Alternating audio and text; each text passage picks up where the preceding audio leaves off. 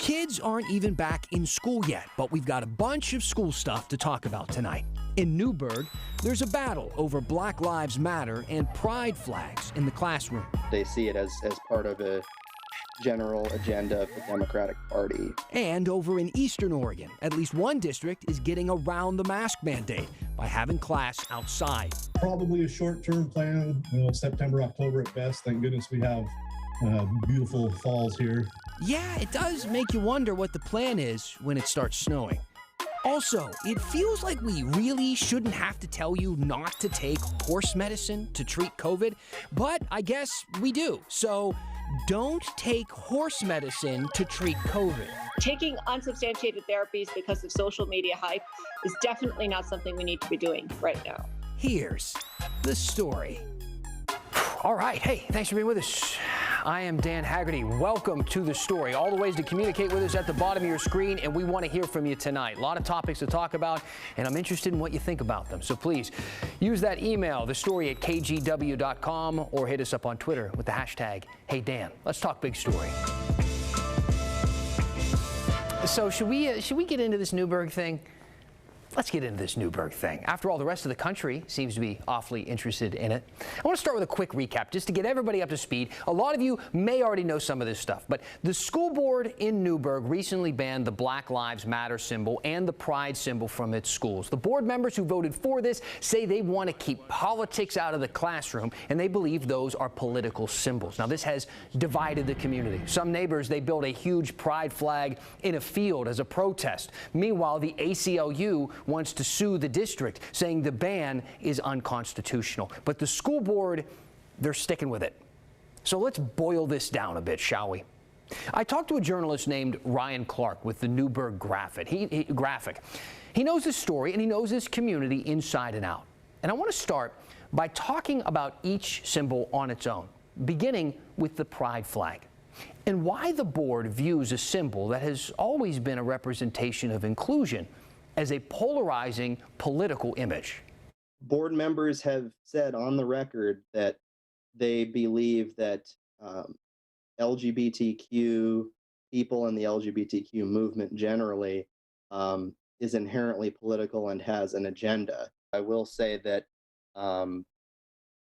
Newburgh historically is a conservative Christian community, but I know of many people and speak to them constantly in the community who are both LGBTQ and devout Christians, whether they be students at George Fox University, professors, community members, business owners. There are people of all walks of life in Newburgh. It's a more diverse city than someone on the outside might think is a rural suburban community.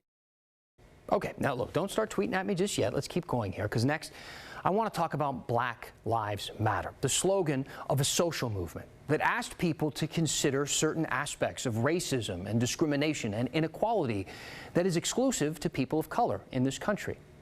Now, what makes this symbol arguably different from the pride flag is that BLM is an actual organization that has a political agenda. But how do the people who are opposed to this ban grapple with the fact that Black Lives Matter is an actual organization that is politically, that does have a political stance, that does collect donations for political means? The biggest thing I've heard from Black people in Newburgh and Black activists and their allies is that the signs themselves do not indicate support for Black Lives Matter, the organization, nor do they come from that organization specifically. They aren't purchased from BLM, the organization. But the signs do affirm to Black students that their life matters. Now, I know this is a touchy topic. I know that. I'm sure you've probably already made up your mind, and not just on the topic, but on my potential bias, one way or another, as I'm reporting this story. But I do want you to consider something that is undisputable, and keep that in mind. There are Republicans and there are Democrats, both, who support the phrase Black Lives Matter and what it stands for. There are Republicans and Democrats who support the LGBTQ community. Your skin color or your sexual orientation does not decide your political party or how you feel about politics, immigration, abortion, mask mandates, how we're handling a warming climate, or if you support police. That was one of the arguments when people wanted a thin blue line flag to be removed from an office in a Aloha high school. That symbol was always something that supported police and recognized fallen officers, but it's also been co-opted for political purposes, and people wanted it to come down. The district defended it, by the way, citing free speech.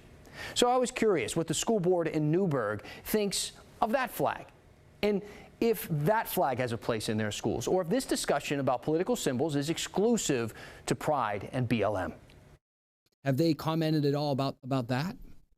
Not even remotely. They've been asked by opposing board members who have questioned how this would apply to other political items, and they said it would be a case-by-case basis. As far as flags that might be on the other side of the aisle or clothing that staff might wear, at this point, they have not been as specific as they have been with the Black Lives Matter signage and the Pride flags. And that cuts to the core of what seems to a lot of folks in the community, and they've told me this in the stories I've reported. This seems to be an intensely political issue here. Clearly, yes, this is a intensely political issue. But the question is that because those symbols are innately political, or because we are making them political in Newburgh on both sides of the issue? Either way, it may not matter. Like I said before, the ACLU wants to sue. They think this is an infringement on the Constitution and the right to free speech, and it might be. In fact, the district isn't even sure right now. They're trying to figure it out as we speak. Let me know what you think. Email us at thestory@kgw.com. Find me on Facebook and Instagram, or you can use Twitter and the hashtag #HeyDan. Now, kids are going back to school in the next few weeks, right? And most of them are going to go back to old school, right? Full time, all day long, 5 days a week, in person for the first time in like a year and a half. In Oregon, all kids are required to wear masks at school. And spoiler alert, a lot of parents are pretty unhappy about that. So they're looking for ways to fight it. In Maupin, schools, they have come up with a pretty interesting workaround. Schools are going to split students up. Masked kids will be taught inside classrooms, and unmasked kids will be taught outside under tents or under canopies. We had a survey that we sent out to our parents, and 40% of our parents came back to say they would not send their kids to school if they had to wear masks. We kind of know last year was a bit of a train wreck for online. We did the best we could, but really, getting kids as close as we can to their teachers as possible was kind of our thought process there. I think we're caught between a rock and a hard spot, and I think that this is a creative and viable option. I know that this is just where it begins, and it's a temporary interim solution. Obviously, it can't last for long. Yep. For me personally, it passes the SNP test. Because people do get to opt in or opt out. It's not exclusionary, except that based on a mandate from the governor, we're making an option available to people that keeps us both in compliance and allows us some opportunity to explore options, whatever those options might be. Don't forget the sunscreen at that school board meeting. Now, just up the road at Duffer, they're going to have all the kids do schoolwork outside for as much of the day as they can so they don't have to wear masks. The superintendent there says they came up with a plan because of the pushback against the masks in the community. Now, that's all well and good. I mean, do what you got to do. But what happens when it snows? What happens when it rains? What happens when it's really windy and everybody's papers are blowing all over the place? Both districts seem to think that, well, COVID will somehow just change for the better by then. Here's what the Duffer School District told our producer. What's the plan for the winter? The plan for the winter is for COVID to be much less and a much reduced rate of COVIDs and things. If that does not happen, the plan is to move classes inside and spread them out in gymnasiums. We're blessed to have a couple very large gymnasiums here, and we can move students in there and separate them and use that space that's available for us. Let's take a look now at the mask mandates in Alsea. That's the rural Benton County area. The school's superintendent, Mark Thielman, he's accused of coaching parents on how to dodge mask mandates. In a letter to parents, he names the Americans with Disabilities Act and says students who are unable to wear a mask because of the heat, for instance, or breathing issues should request an accommodation plan. But Thielman claims he was just letting parents know they have options. And then they associated me with people who are genuinely flouting mask mandates, like I think it was somebody in Governor of Louisiana or something. And I don't think that was fair, because we're implementing the mandate. we're requiring masks. Thielman says he expects about 10 to 15% of his students in his district to request accommodations. Classes in Alsea were supposed to start this week, but they've been postponed until next week. Why? Because a staff member at the elementary school there has tested positive for COVID. 18 months now into the pandemic, and there is only one thing, according to the FDA, the CDC, doctors, and scientists, that actually work at preventing COVID: the vaccine. That's it. Now, that hasn't stopped people from trying all sorts of treatments and unapproved drugs, most of them recommended on social media. The latest trend has people using very strong drugs meant for horses. Doctors say this could make you sick or even kill you. Kristen Severance explains in tonight's Verify. We continue to get your questions about COVID and different treatments that people are seeing all over social media, like this one from Tracy. So she emailed us saying, I keep hearing that Ivermectin is an effective treatment from COVID and is very safe. Can you shed some light? What have you heard? Okay, so right away, we want to tell you, according to the FDA, you should not use Ivermectin to treat or prevent COVID-19. Our sources for this story: the Federal Drug Administration, Oregon Health and Science University, and KGW's medical expert, Dr. Pyle Coley. Ivermectin is often used in the U.S. to treat or prevent parasites in animals. The FDA has received multiple reports of people needing medical treatment, of people having to go to the hospital after self-medicating with ivermectin intended for horses. The FDA has not approved ivermectin for use in treating or preventing COVID-19 in humans. OHSU put out their own warning about this. The Oregon Poison Center at OHSU has received 9 calls this month about people intentionally misusing ivermectin. Compare that to only 3 cases of people misusing the drug in all of 2020. Ivermectin tablets are approved at very specific doses for some parasitic worms.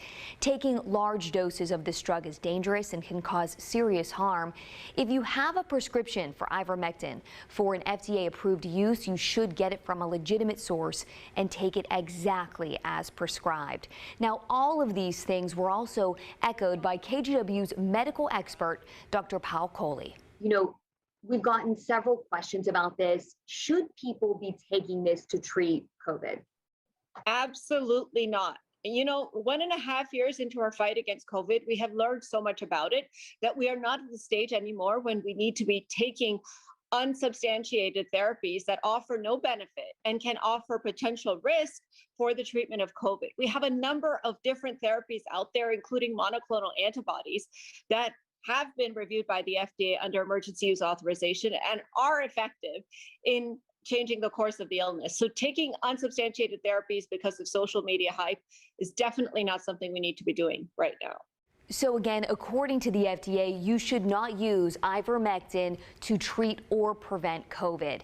The FDA said you should not use medications intended for animals, and that ivermectin preparations for animals are very different from those approved for humans. Look, we know there is a lot of information out there, a lot of misinformation out there, a lot of things circulating on social media. Do you have something you want us to verify? Let us know. All you have to do is email us at verify@kgw.com. Now, we do know the vaccine works. Thank you to Kristen. Let's go ahead and count some vaccines right now. More than 2.66 million Oregonians have gotten at least their first dose, and that's a little bit more than 63% of the state's entire population. And that includes everybody, even kids under 12 who can't get the vaccine yet and are about to go back to school. In Washington, more than 5 million people have gotten at least their first dose, which works out to be 67% of the state's entire population, including kids. Now, tomorrow night, we're airing a special called Overwhelmed Inside Oregon's ICUs. It's a look inside our hospitals and what they're dealing with. They've been flooded with COVID patients and are dealing with that right now, most of them unvaccinated. You can watch it tomorrow night at 6:30, right after the story. You know that shake alert system that gives you a heads up about earthquakes? Well, now the creator is developing a new app that warns you about something much more common around here: wildfires. What's happening in California is clearly coming for us here in Oregon. And we talk a lot on this show about homeless camps being cleared or not cleared by the city. So this time around, let's hear from someone living in one of those camps. I heard that they're trying to come up with a big plan and an area for homeless people. Right now, I think they're just kind of bouncing people around. When the story continues.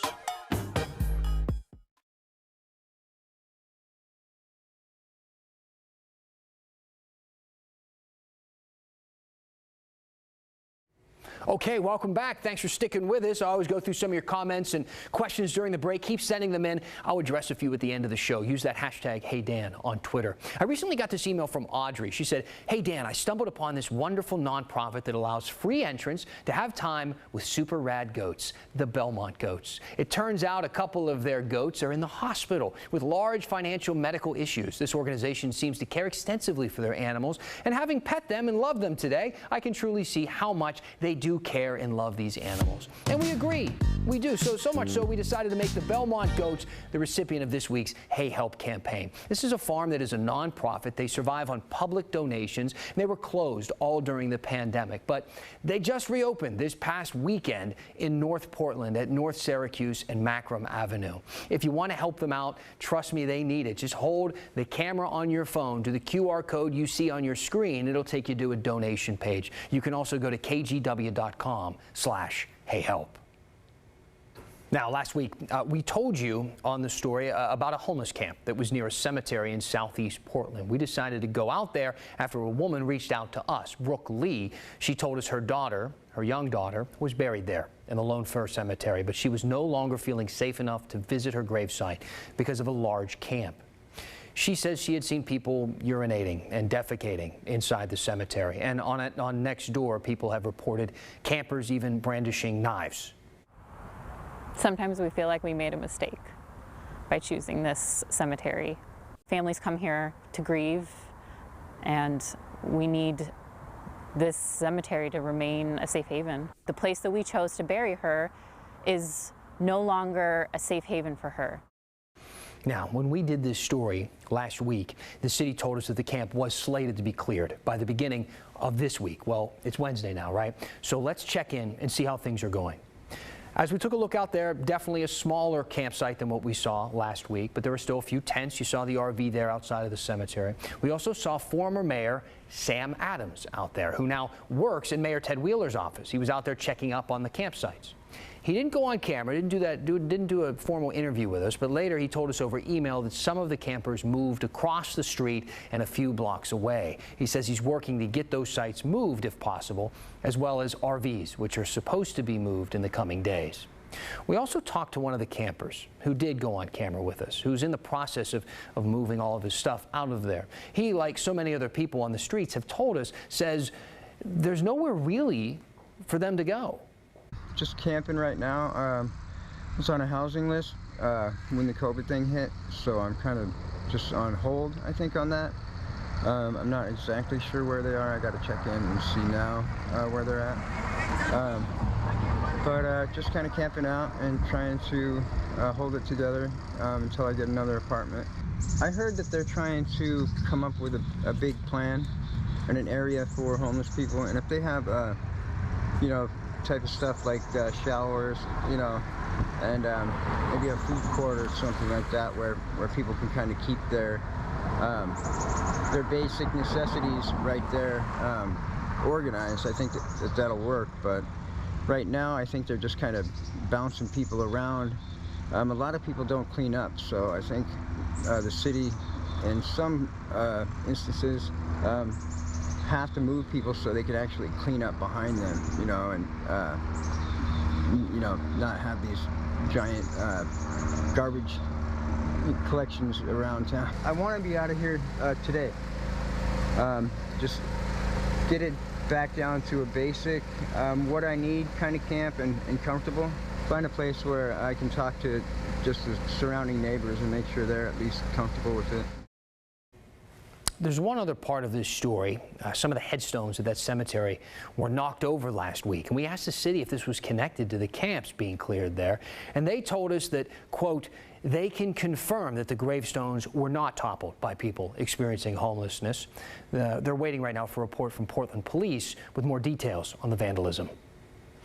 Now, it's hard to believe. I mean, I went through this today when we were talking about this story. It's shocking to me that it's been almost a year now since those devastating wildfires in Oregon in 2020. I mean, who can forget? I'm there in my mind right now as I'm telling this story. I mean, they exploded on Labor Day, you'll remember, which is about a week and a half from now. Well, now an Oregon researcher has developed this new system that helps people spot wildfires, see how close they are to their homes, and see how fast they're moving, how quickly they're spreading. Then those people can decide if they need to leave, even before getting evacuation orders. Kaylee Chalmers has a look now at how it works. In the event of an earthquake, folks living on the West Coast now get a little warning. It's called Shake Alert. The earthquake early warning system relies on sensors that alert the public that an earthquake is headed their way. We're saving money by using a similar type of technology. University of Oregon seismologist Doug Toomey helped develop the alert system. Now he's using some of that same technology to alert folks of another hazard, a wildfire. It's called, fittingly, Alert Wildfire. It's the 21st century fire lookout tower. Historically, firefighters often manned lookout towers to watch for wildfires, but most of those towers are no longer manned. Instead, the University of Oregon has teamed up with the University of Nevada and UC San Diego in setting up cameras atop the towers. Firefighters or first responders can log on to the Alert Wildfire website and move the cameras around to see in real time where the fire is burning and how fast it's moving. By having eyes on the fire instantaneously, not having to drive out there and discuss it via radio, they can very quickly decide how they're going to respond. But just as important, the public can also go onto the website and see the fires for themselves. They're no longer waiting for level 2, level 3 evacuation notice. They're no longer caught off guard. They can have their own eyes on and see how fires are developing and take appropriate action. The network currently has more than 800 cameras situated around the West, but most are in California. Toomey says there are only a handful of cameras in use here in Oregon. He says utilities and agencies need to step up and fund more, and fast. We have to catch up. I mean, what's happening in California is clearly coming for us here in Oregon. And if you look at the number of cameras that are in California and the number in Oregon, it's clear where we have to go to protect the public. Kaylee Chalmers, KGW News.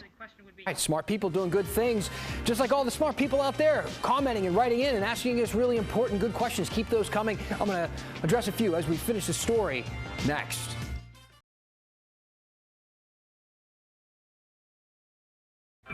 All right, first, this is a critique.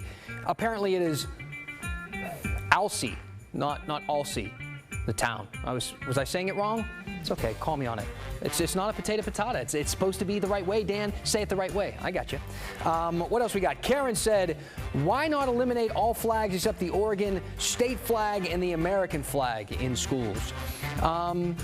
That's up for the courts to decide. It's an interesting topic. It really is. A lot of people taking this approach. I got this one. Hey, Dan, if Newberg is going to ban political symbols, it has to be all or nothing. If no pride or BLM, then no MAGA, no thin blue line either. If they can't commit to that, then their motives are a little suspect. I think that's a big component of it. I think that if of course, that's not. I've heard that opinion many, many times. But let's see what the court has to say first, and then we'll start digging into this other stuff. But for now, the board has made themselves pretty clear. Then Paula wrote in. I like this. She has an idea for the show, maybe a new segment, saying, "How about a whatever happened to ... former employees of KGW. Some of the great reporters and anchors and people who have worked in this community have maybe moved on with their careers and gone to work somewhere else, or maybe they're still in town doing really fun, great, amazing things." I kind of like what you're doing there, Paula. I appreciate this. I like these kinds of ideas too. It doesn't have to be about the current topics of the day. Big picture stuff. Help us out here. Trust me, I need it. That's the story for tonight. We'll see you back here tomorrow.